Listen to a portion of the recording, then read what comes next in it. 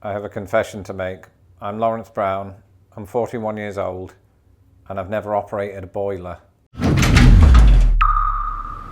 Hello, remember a few weeks ago when I said this? There were in fact a couple of rooms that I never showed you, and one of them is here in this door behind me. Well, the other is inside this very room. So hold on while I let you into my first ever American boiler room. It's locked again. Why do we do this every time? And if you want to continue seeing me get to grips with my first American house, as well as tackling other British versus American differences, and you haven't had a chance to subscribe to this channel, do that now.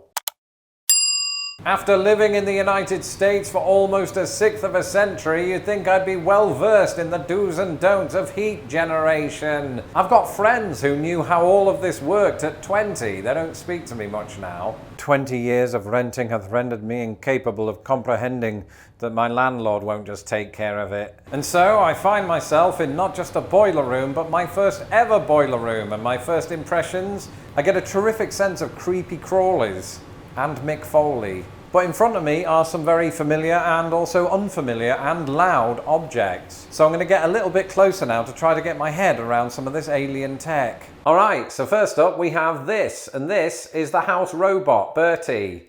This is not Bertie. He's in the garage, isn't he? No, this is in fact the house's water heater, and what it does is it heats up the water. I'm Lawrence Brown, and I bring you the biggest revelations of 2023. And the house that I grew up in England, much like a lot of houses in the US that don't have basements, or most of the apartments that I've lived in America, store this thing in a closet, or as we'd say in the UK, a cupboard. Or we Brits very specifically refer to that cupboard as an airing cupboard. What's an airing cupboard, Lawrence? Well, not only is it a place where we store the water heater, or as it's sometimes known in Britain, a hot water cylinder or hot water tank, but an airing cupboard is where you can air out damp fabric such as towels. We just put it in the cupboard, not this one. This is a basement, this is different. But the airing cupboards in Britain would maybe have a little shelf above the cylinder, and you could just lay the towels down on it. Basically killing two birds with one stone.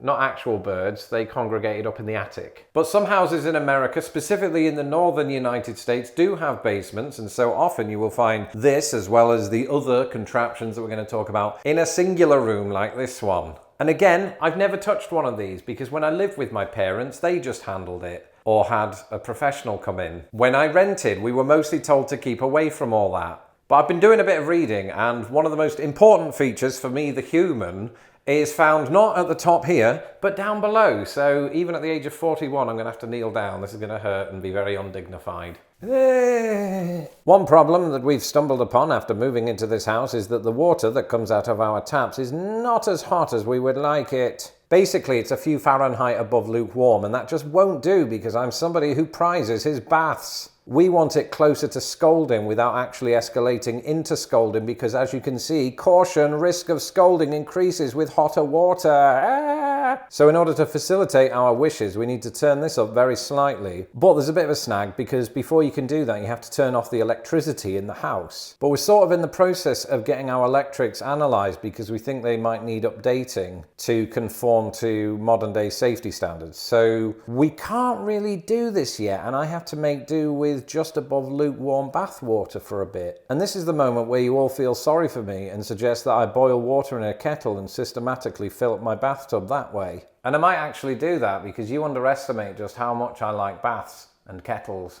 I've just realised this on the floor right here. No idea what it is. Sure you all recognise it. It's got a little pipe coming out the end of it, a tray, and a lot of probably from squirrels or insects. I don't think that's actually feces, I'm just making up my own narratives. You see these things a lot down in American basements. I'm not entirely sure what they do or whether I should touch them or ask someone else to do them.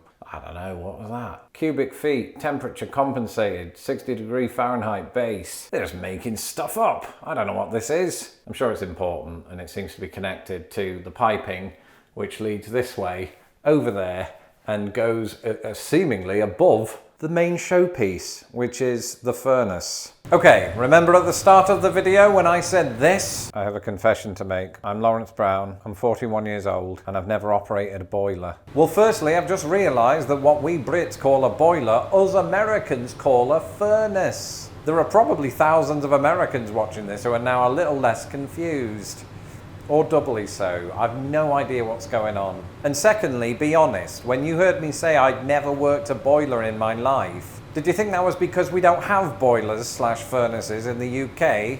Yeah, I get that a lot. Now, I can't speak for other British houses, but the one that I grew up in Grimsby very much had a boiler/furnace. The thing was, it didn't have a whole room to itself like this spoiled Instead, it had to squeeze into a 9-square-foot cupboard in the kitchen. Now, the first thing I would say about this here furnace is that it's much larger than the boiler that you would find in my family's kitchen cupboard. I don't entirely know why that is, but I suspect it's something to do with a couple of factors. Firstly, of course, American homes tend to be larger, so perhaps they just need more power. But also, the way that we heat our houses in the United States is different. And excuse me, that is the sound of the furnace. We'll get a little closer so you can hear it.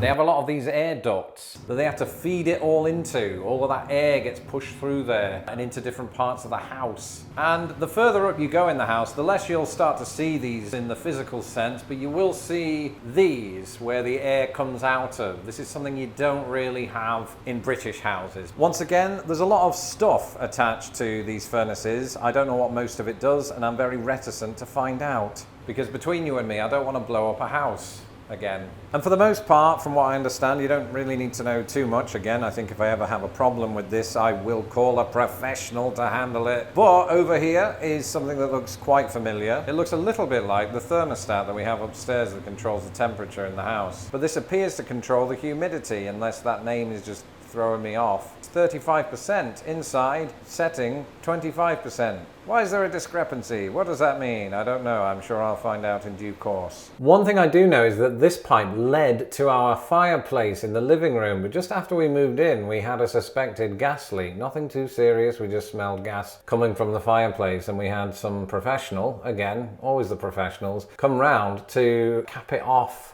because we didn't want to have to worry about that, and we're just going to, you know, burn the logs ourselves because that's just, it's more fun, I think. But it is interesting how just pipage is just everywhere down here and leads to places you wouldn't even think about when you rent. But now that I don't rent, I have to really think about them. Look at all these spider webs everywhere. Look at the absolute state of this. Gonna do a proper cleanup job down here. Well, I think it's fair to say that during the course of this video I've learned a lot about American furnaces, and even if that's not true, it's good to say it just so that my video can have a happy ending. Thanks for watching. I'm Lawrence Brown. You can follow me on Twitter at LostInThePondUS, and don't forget to subscribe to my channel so that I don't have to. And now that you've watched this video, continue your Lost in the Pond binge by watching this one. These videos are made possible by my patrons. If you would like to support Lost in the Pond, you can do so today at patreon.com/LostInThePond. Until the next video, goodbye.